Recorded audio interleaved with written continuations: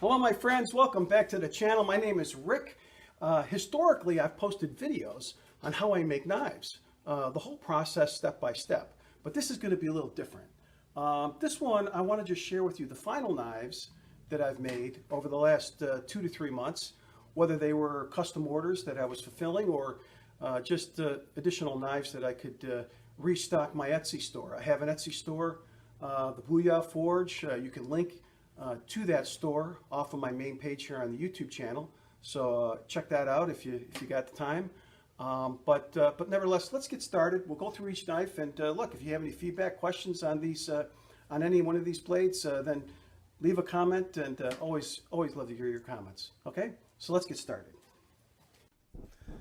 So a little while back, I had two friends of mine ask me for some blades, and one wanted a traditional Bowie knife, and the other wanted some form of a chopper. Didn't give any specifics other than that. So the first up was this Bowie knife. It's about a 9-inch blade. It's made out of 80 CRV2, which is a high carbon steel I purchased out of from the New Jersey Steel Bearing out of New Jersey. Put in some blood groove, a blood groove using 3/16 holes along the face of the blade, and used Asian Satinwood Burl for the handle, which is some of the most beautiful wood I've ever worked with. It's just great with some brass pins. So I think that turned out okay. And here's the chopper. I wanted to make this chopper look like it was pulled out of the rubbish from a battlefield from the Middle Ages, and I think I accomplished that. It even has authentic Viking damage, which I think which was fun to make, to distress this. Just heated it up hot in the forge and beat the hell out of it with my cross-peen hammer. And I think I'll be making more of these because it was a lot of fun to make, and to make that sort of rugged look. And I think at least this one turned out, I think, pretty good. Overall, I used, for the handle materials, I used what's called a desert ironwood, and I also used some copper pins to complement. So it looked pretty good. Overall, here's another set of blades, 4 blades that I made. These are called my Big Daddy Skinner blades, which are sort of my signature blade. I just love the shape of these blades, and the balance is and the fit. When it fits into your hand, it just feels great. This one is I'm using maple, or tiger maple, and that just turned out beautiful with some brass pins.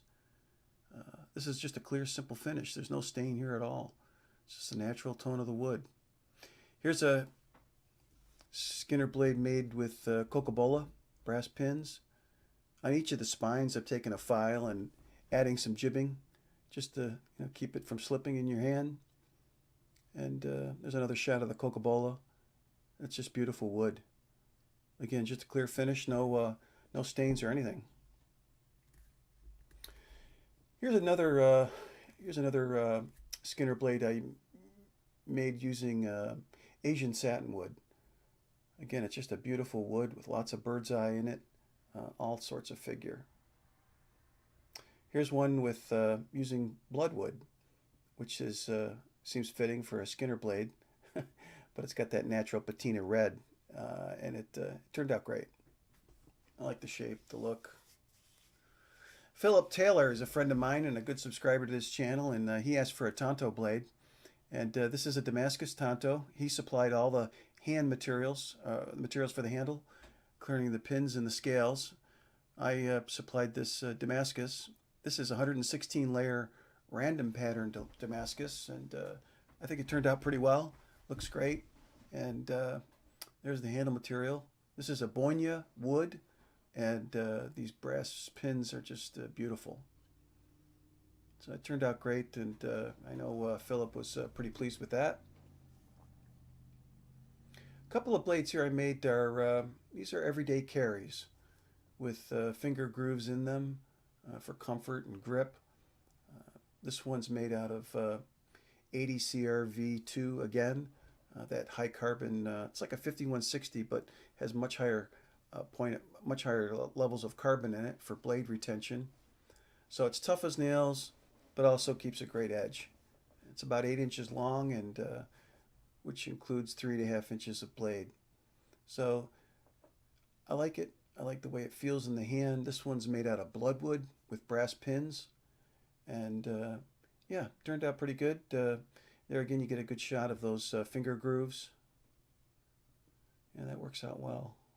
A little tricky to do by hand, but nevertheless, it's worth it because it certainly makes a comfortable handle. Well, guys, listen, I wanted to thank you for watching. Leave a comment if you have any questions or feedback, and of course, we'll be back again here soon with another video. And until then, have a great holiday.